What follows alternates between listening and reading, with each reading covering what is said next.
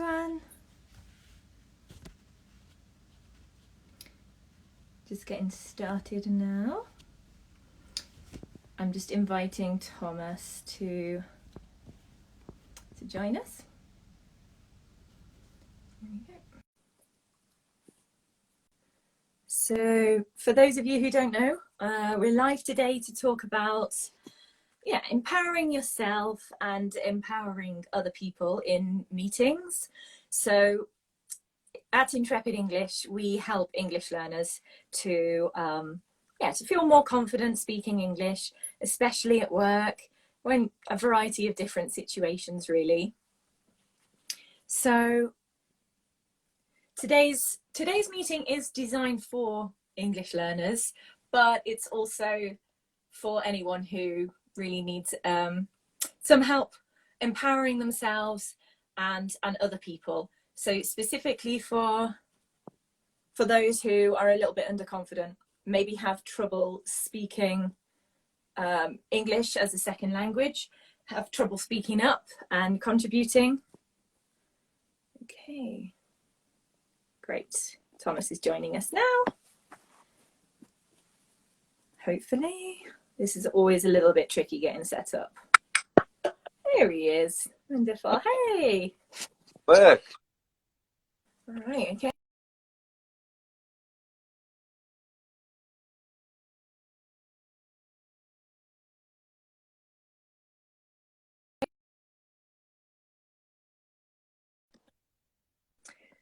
Am I here?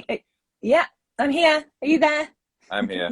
I disconnected from my internet, so as in my laptop, so maybe that's helped the situation. Okay, cool. Awesome.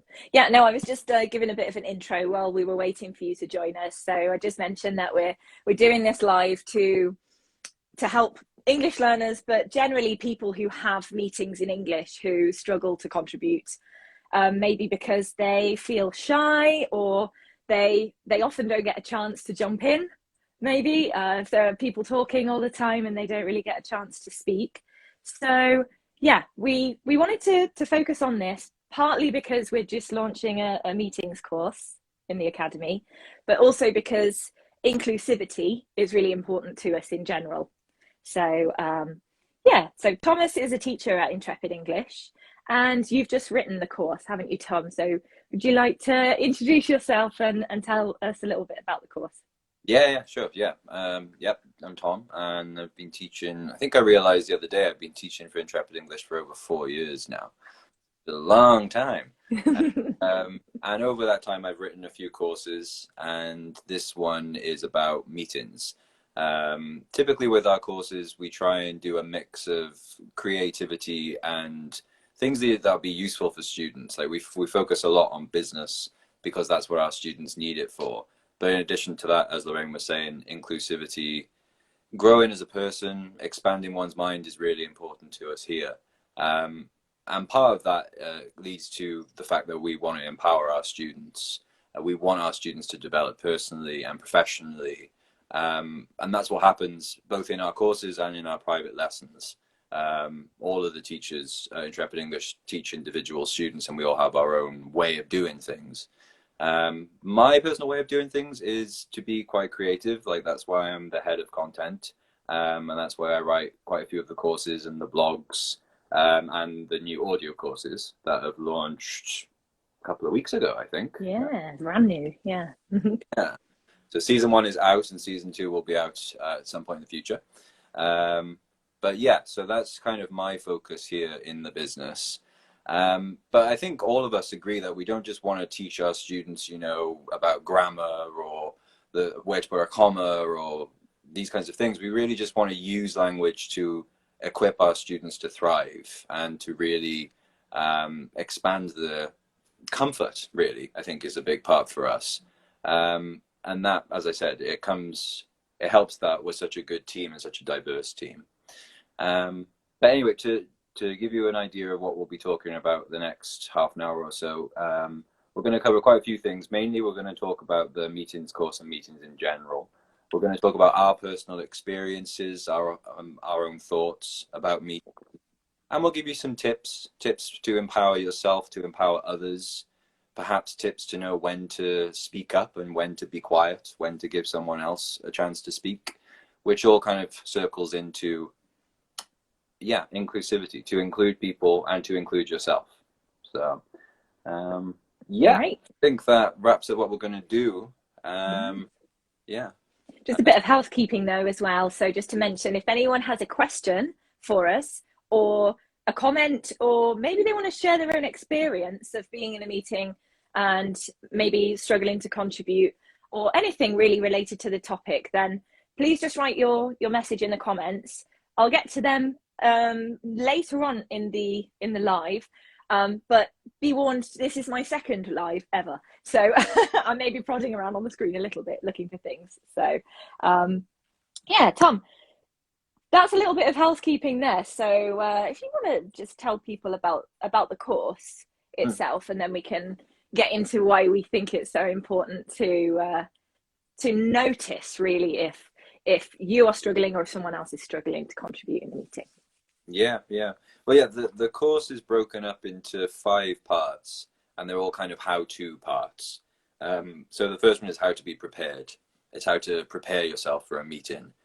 And things like that, I think we started with, well, I started writing in the course just the types of meetings, because that's a way of being prepared. If you know what kind of meeting you're walking into, then you've already got some kind of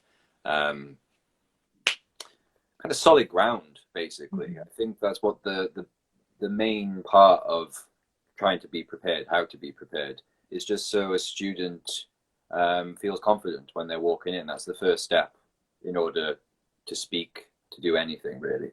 So yeah, the first part is all about being prepared. Then we move into trying to make yourself heard, as I was saying before, like how to know when to speak, when not to speak perhaps, and to know when you really need to stand your ground and say what you mean to say. So there are sections talking about like interrupting people and nice ways to do that, how you can disagree with someone, how you can give an opinion or even ask for an opinion. So that's why it goes both ways. Then we kind of go into TED Talks. This course is quite heavily based around 3 TED Talks. We're big fans of TED Talks here at Intrepid English, and they're such a wonderful resource for students. So we've got How to Be an Active Member, and that's Adam Galinski. I apologize for butchering any. Adam Galinski's TED Talk, where he talks about how you can be active in meetings. Then we go on to How to Make Meetings Work, and that's the name of one of the TED Talks, actually. And that's Stephen Rogelberg's TED Talk. And he just talks about how a lot of people don't like meetings, and meetings can actually be quite toxic things when they go wrong. So he talks about how you can make them really untoxic and why they can be really productive. Because part of my research when I was doing this course was discovering how much time is wasted with meetings, which is quite shocking, because in Intrepid English, we don't really waste time with meetings. We have 1 a week and that's it. So it was quite shocking to me to read that. And then the final bit, which is more kind of what we've all been through as in the world the past 2 years, is there's been a drastic change where our meetings are set. So our meetings are predominantly online, which is why the last part of the course talks specifically about meetings online and things like, etiquette. Maddox did a really great discussion of this in one of his courses, where he was talking about how you, where to look, what kind of internet setup, all these kind of basic things that actually we all thought we knew, but we don't know. So it's good to have like there's a lot of material out there, basically, is what I'm saying. So yeah. Actually, a lot of the course and our content in general often feeds into other areas that we've written about as well. So this meetings course, there's elements of it you might want to just hop over into Maddox's learning online course, but there's also things about presentations that you might want to take a look at as well. So that's why we create all of the courses in a way that you can study a lesson as a standalone thing. You don't have to do the whole course in one go, right? So yeah, I like the way that they link to one another, because you're always building your knowledge base as you work through all of them. That's great. Yeah, we don't waste that much time on meetings, do we? No, I appreciate that. I mean, we talk a lot though, don't we, online, but we don't really have to you know, waste time. When we're done with the meeting, we can move on and do other things. But I've certainly worked in jobs where it's like, what is this meeting even about? Do I need to go to this? Like, why did you invite me? You know, and then you turn up and you realize after 5 minutes, I don't need to be here really. This could have been an email. I think we've all been there. So yeah, that's a whole different subject, and there are quite a few TED Talks on that as well, really, aren't there? So, but yeah, I'm really glad that you touched on that. They can be quite toxic, not only for English learners, but for people who, yeah, struggle to contribute, people who feel a little bit shy, or maybe, you know, depending on their teammates, that can also make a big impact on them. And as you said earlier, yes, we have had a big shift from in-person meetings to online meetings, and that's good for some people. Some people prefer that, but others don't. So yeah, I'm glad that you focus on both of those in the course, so it's suited for everyone really. Well, yeah, because I mean, this change is kind of here to stay from a lot of conversations I've had where a lot of businesses are just sticking to working at home, and then some are trying to phase their staff to go back in. So it seems that we've got both now. Both will be quite common in terms of meetings, both in person and online. So. Yeah, and that's, yeah, I mean, in person, some people feel a little bit stressed, you know, in the room, and they struggle in that regard, and they feel better online because of technical tools that will help them. For example, raising your hand and things online. You can do that in a lot of programs. So let's talk about empowering ourselves in a meeting first, and then we can talk about empowering others, because obviously inclusivity, it's not just our responsibility to include ourselves, it's the responsibility of everyone to help others feel included. So talking about empowering yourself, when we were talking about what we're going to cover in this live, I said to Tom, I need to talk about Kamala Harris, because I found this moment to be so impactful to me. For those of you who didn't see it, during the 2016, I would say 2016, it might have been 2020, presidential campaign, 2020, Kamala Harris and Mike Pence were having a debate as the current vice president and the hopefully new one, which she was in future. And obviously these presidential debates get really heated and people talk over each other. But there was this moment, which will go down in history, I think, where Mike Pence started to talk over Kamala Harris and she stopped him. She was like, I'm speaking. And it was shocking for people. Like, you could hear the air get sucked out of the room. Like, the audience were like, oh, she didn't, you know. And I remember just applauding when I saw that. I just thought to myself, that's fantastic. And she did say, you know, Mr. Vice President, if you don't mind, you know, I'm speaking. So she said it again later in a very sort of polite and diplomatic way. But I think every single, I would say female, but every single person who's been talked over in a meeting by quite, you know, powerful people, they felt that need to stand up for themselves. And they've probably been very frustrated when they thought to themselves, I don't want to be rude. I don't want to seem like I'm being difficult, but this person keeps talking over me. It is quite a thing. Well, I would say it's something that most females deal with in the workplace at one time or another. But if that happens, what do you do? It's hard enough for a lot of English learners in a meeting to know what to say at exactly the right moment. People are speaking quickly, and maybe there's overlapping chatter. Maybe, you know, there are people who are joining from a video conference and people speaking in a language which is not your native language. There's a lot to take on board. And if you're struggling to understand native English speakers or non-native English speakers speaking quite quickly, it can take you a second to process what they've said. And by the time you've thought about what to say in response, it's already moved on to another topic, or somebody else has talked about something different, and then you want to respond to that. So it's really important that you have a few foundational phrases to show that you actually want to contribute in that moment. So when that happens, you are entitled to do that. You know, you have an opinion. You are just as entitled to contribute as anyone in that meeting. And there will naturally be people who dominate, but over time, if you practice this, you'll get more comfortable doing it.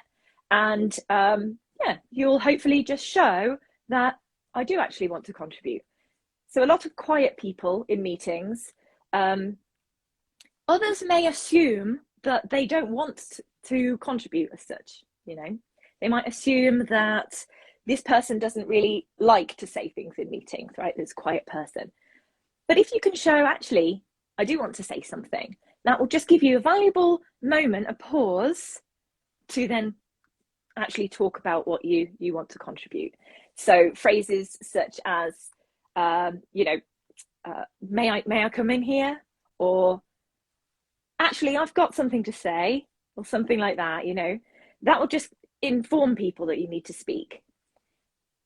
Then if someone's interrupting you, you know, okay, if you say, I'm speaking, that might be a little bit abrupt.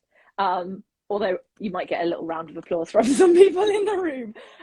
But phrases, for example, I'd appreciate my chance to finish. Or could you just wait a second, please?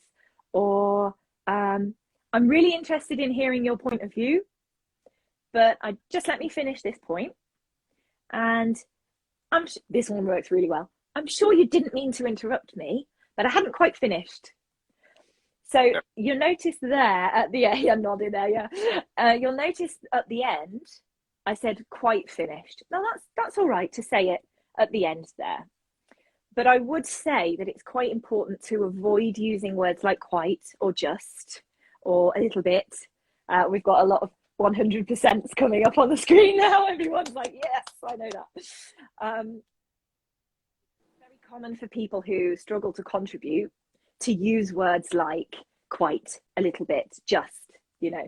I'd just like to say, or I think, or maybe I could just. And while it's totally natural to say that, it's better to avoid that if possible. Okay, so this is called minimizing language, and there's some really, really good resources on minimizing language. It's best to avoid it.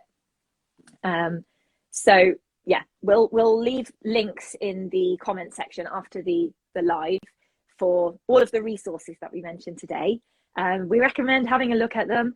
All of them, apart from the meetings course, are accessible for free to everyone, not just members of the Intrepid English Academy, but the meetings course, you have to be a member of the Academy to take a look at that. Okay, so there's some phrases you can use and some to avoid there as well. Tom, do you want to talk a little bit about your experience of meetings in English? Yeah. Well, one thing I'd say to add to your thing is such a major difference watching Kamala Harris and Mike Pence's debate versus Trump and Biden. Yeah. Massive. But anyway, that's another topic. A very, very big one. Maybe for another live. That's another live we'll do one day. My experience of meetings, I mean, I've had quite a variety of jobs since I had my first job when I was 16. Like, you know, some retail jobs and some hospitality jobs. And meetings weren't a crucial part, I mean, to their own detriment, because I hate to say it, but those fields, those industries, communication is terrible. So it kind of, those industries would really benefit from bringing their teams together and having these meetings, but they don't. And I remember one meeting that I had in a job that I shall not say, where someone just basically shoved their power around, and it completely like just ruined the atmosphere. The atmosphere was actually quite good. It was quite buzzing. People were sharing ideas. There was no power structure. And then this one person who was in a kind of position of power decided to just flaunt it, and it just ruined it. It just completely ruined the atmosphere. So I guess that's my experience of like a bad meeting, which transcends into the meetings that we have, which it doesn't have, you know, a hierarchy at all. Yes, you run the meetings, but we don't see it as that, you know, you're there, the queen with her crown or whatever, you conduct the meetings. And that's actually something I talk about in the course. The person who runs the meetings, that's a responsibility. And you have to be doing quite a lot of things to bring people in and to not waste people's time. So like we at Intrepid English, we have 2 meetings. We divide them up where there's the social media one and there's the teacher one. So we know we're not wasting everyone's time. And some teachers show up once a month because they know that's the most important meeting, so they don't have to be there for the others. So there's that flexibility, when a lot of the stuff I was reading were people getting their time wasted, as you said earlier, sitting in a meeting thinking, why am I here? And then dropping your head and immediately you've switched off. I think moving away from my bad experience coming into an actual, well, as you said, long live the Queen indeed. I noticed the little Queen emojis coming up there. I am not like that. Like fun Sevgi, you know, like she very, very prim and proper about it. But I think like with our meetings, like as I said, we come together once a week, and it's basically just a time for us to all catch up, especially in this world we all live in, where we're all working at home, we're isolated, we aren't with our colleagues. So what a simple chat that would take 5 minutes by the coffee machine takes about an hour because you're waiting for someone to reply. So that's why it's quite crucial to have these once a week meetings where we see each other's faces, we know what we sound like, we can just say like, oh, by the way, that thing. So that's been my experience of the meetings that we have, which are the more productive of the ones I've had in my career. Well, yeah, we just update each other. We know what we're doing. It's also a good chance, because some of the projects we work on in Intrepid English, 3 of us might work on the same project. So it's good to touch base with one another, because, you know, messaging can only go so far. This world of meetings is actually really useful for us to talk, basically. So, and obviously, as you were saying, there's limitations sometimes to the online meetings. So in a real situation where you're sitting there, you might, you know, have that kind of camaraderie with your colleagues, which maybe is lost online, but at least you've got this. So there's pros and cons to all of it. And I just think the way the way that you've decided to do it for us really, really works. So, yeah. Yeah, I think so. And I think that's, you know, I mean, partly because, you know, we're a very close-knit team anyway, and we communicate very well anyway. So that definitely has a big impact on it. But also the fact that we don't have to join the meeting if we don't want to. It's okay if you're having a day off, or, you know, you're not feeling the meeting that day. Maybe you know, haven't got any one-to-one meetings that day and you just want to stay in your pajamas and work from bed. That's totally fine. Obviously, not a lot of other companies have that, really, as far as I've experienced. So there are a lot of companies where you have to be really on the ball. You have to be really like on top of your game. And this is quite stressful for people. In fact, a lot of people have things like meetings anxiety, where they try to maybe minimize the number of meetings that they have during the day and have big gaps in between, because it's very draining for a lot of people. They have to be sort of on, in a way, like you know, like an actor. You know, they have to perform. So that's quite tricky for a lot of people.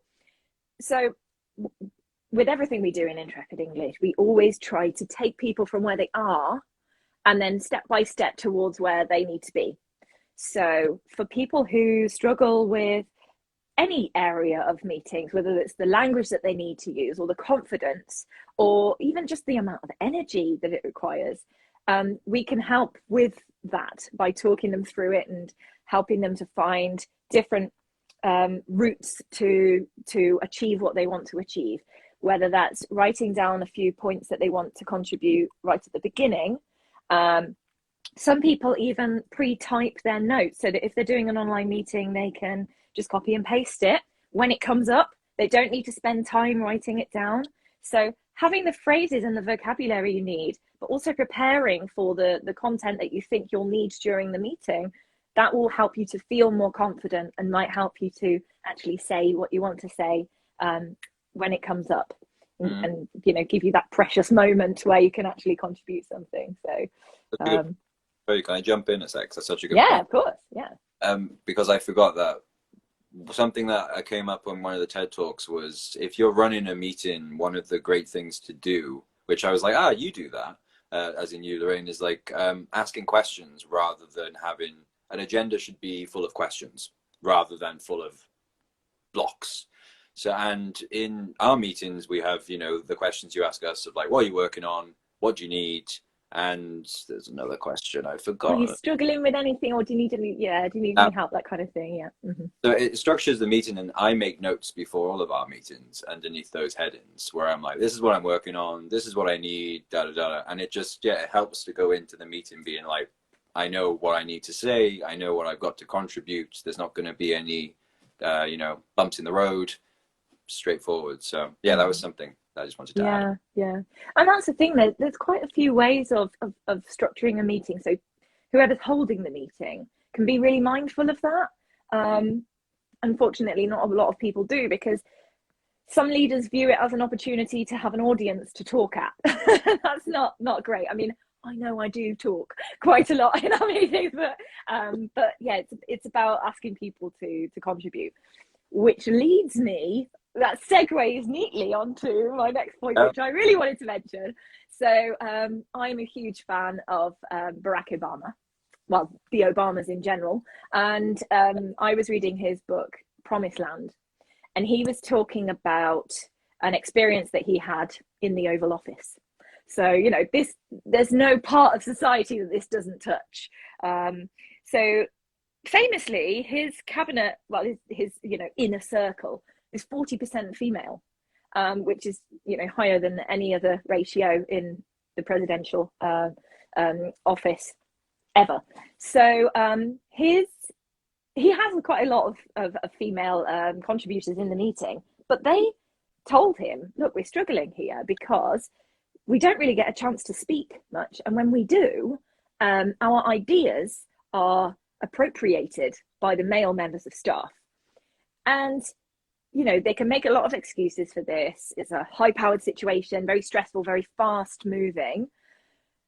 But they noticed this happening again and again and again. So they talked to him about it. And he said he recognized the, sorry, I'm just going to let the dog leave the room for a second. She's growling at me. He actually had to make structural changes to the meeting so that people could contribute. So he was leading it in a much more sort of egalitarian way. But this idea of the females not being able to speak in the meeting, that's ubiquitous. But the borrowing of the ideas is really quite also quite common. And that actually really impacts someone's career. If they've had some great ideas, they share them in the meeting, and somebody says the same thing, but because they're a guy, they are seen as the one who had the idea. Sounds a bit crazy when you explain it like that, but it happens all the time. In fact, there are 2 new words to the vocabulary about business English in the last few years, and they are manterrupting, which is the first problem there, and bropriating. 2 words that I think are quite negative against men. It's not always men that do this. Well, they do account for a lot of people who do this. What are you saying? Predominantly, though. Predominantly, statistically and historically, yes, it's guys that do it. But it takes some structural changes in order to get over this. It's quite a common tendency. So one thing that Barack Obama did in this scenario was encourage the women to speak amongst themselves. They then supported one another in the meetings, but he also talked to the guys. It's not just the women's issue here, it's the guys. He spoke to them. It still continued to happen for a while, but eventually they changed the way that they sort of talk over and interrupt the women so that everyone could get a chance to speak. And that is true inclusivity there. So yeah, just wanted to give that example there, because any excuse to mention Obama is great with me. You actually, you told me about something to do with the Supreme Court recently, Tom. What was that? Yeah, I was on the train reading the other day and saw this article which says, Order in the Court, new rules to curb interruption of female US justices.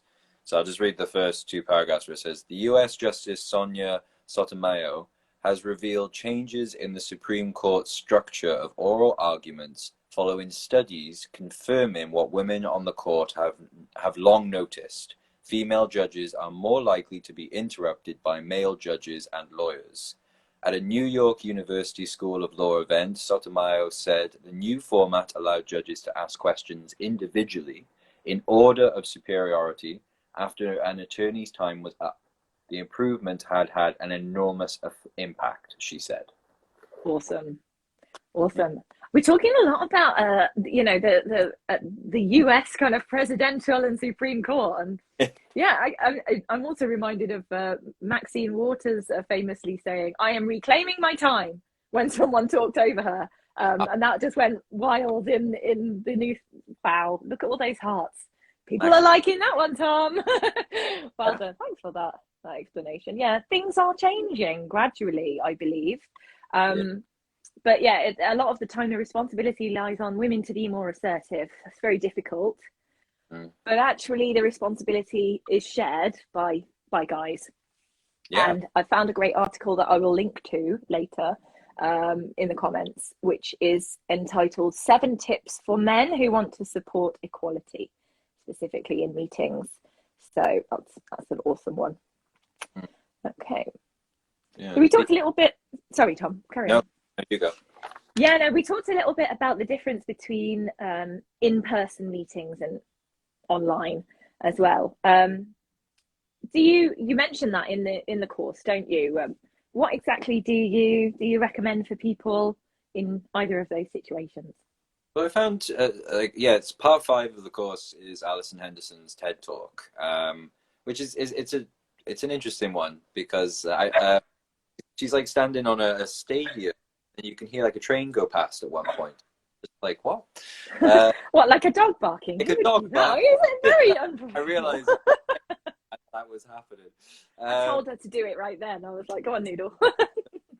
Yeah, but the thing I actually learned, which was interesting, is what Alison Henderson said was because of the world we now all live in, we spend a lot of time sitting down at our desks, which was actually a huge change for me because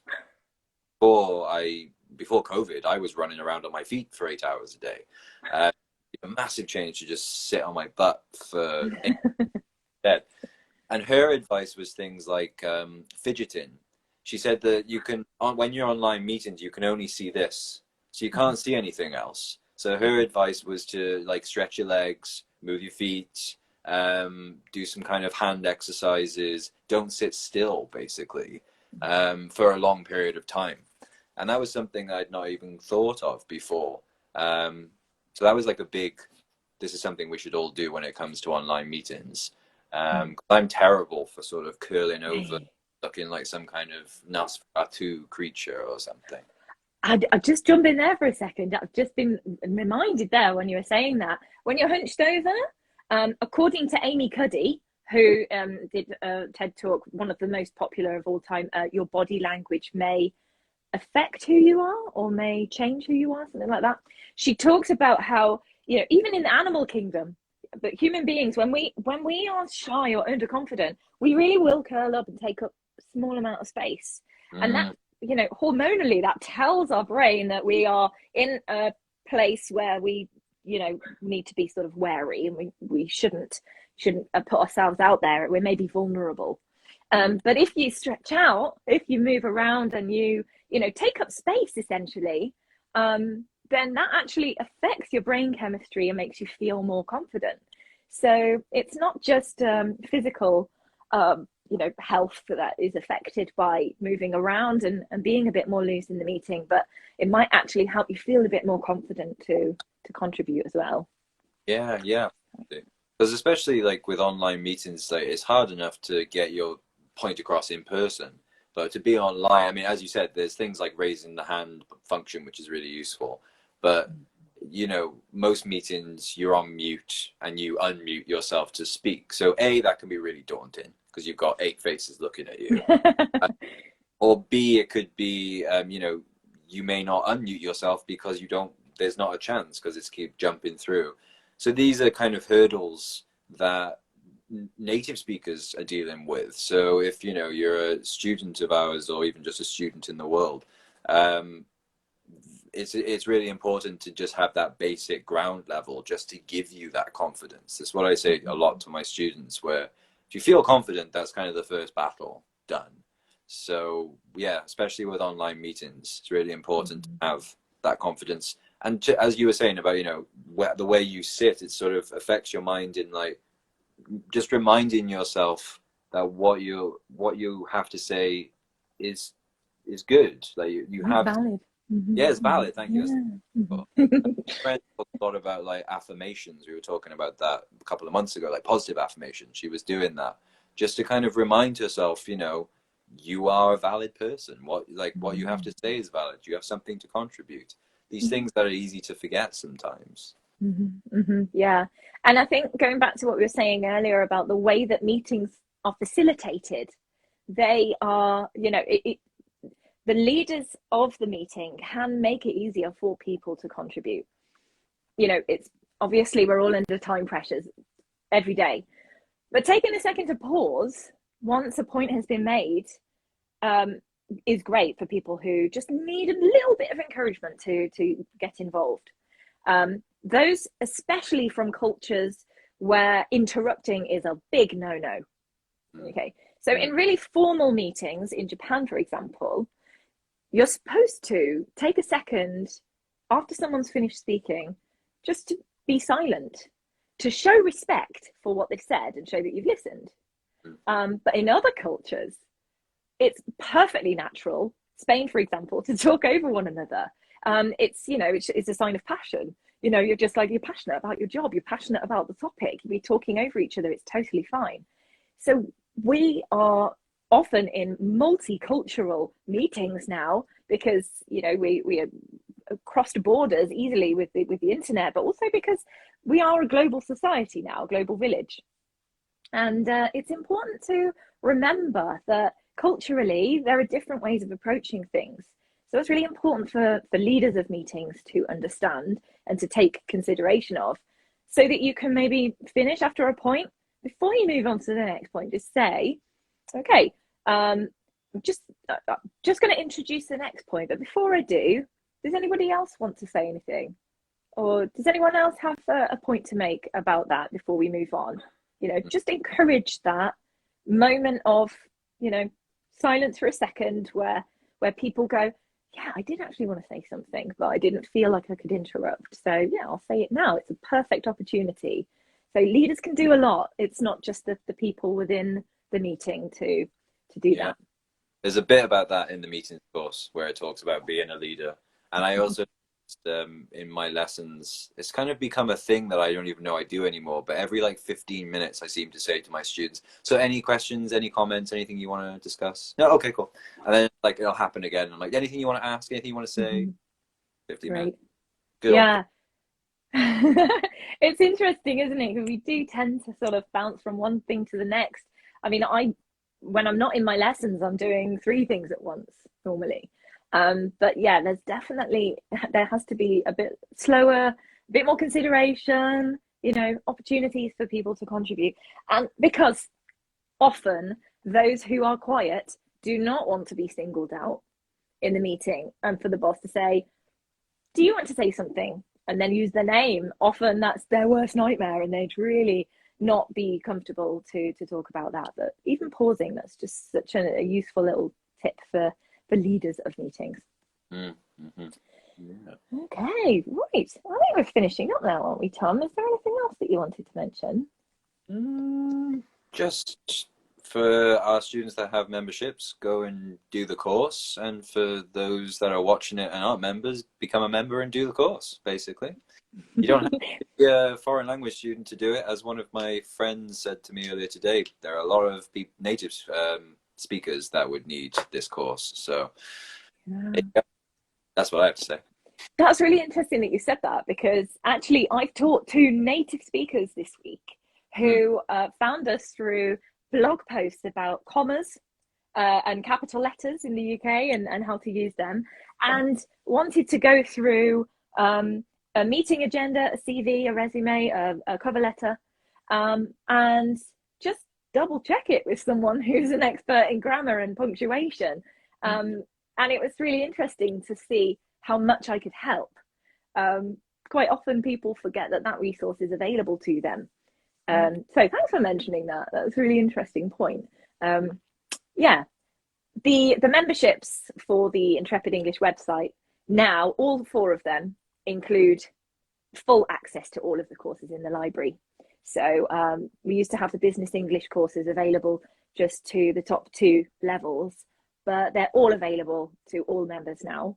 And we even have 4 taster courses for free on the homepage. So for those of you who aren't a member and you're thinking about it, going to the homepage, there's 4 little taster courses that you can try out at the bottom of the page there. So have a look. Okay, yeah, everything. Right, so I'm going to put some links there in the comments section. And while I'm figuring out how to do that, does anyone have any questions for me or for Tom, or comments, or does anyone want to share their experience of meetings in the past? Lots of hearts. I don't know where I can. Oh, there we go. I can see stuff now. I put the link to the Supreme Court article in the document as well, so that's all there. And the blog. Awesome. Thank you. Blog is all there. I'm trying to share. Unfortunately, it's not moving over. Okay, so what I will do is we're going to be sharing this video afterwards. So check out the Intrepid English Instagram page, and you'll be able to see all of the links in the comment section of the video recording later on. Okay, any questions, anybody, while I'm tapping away here?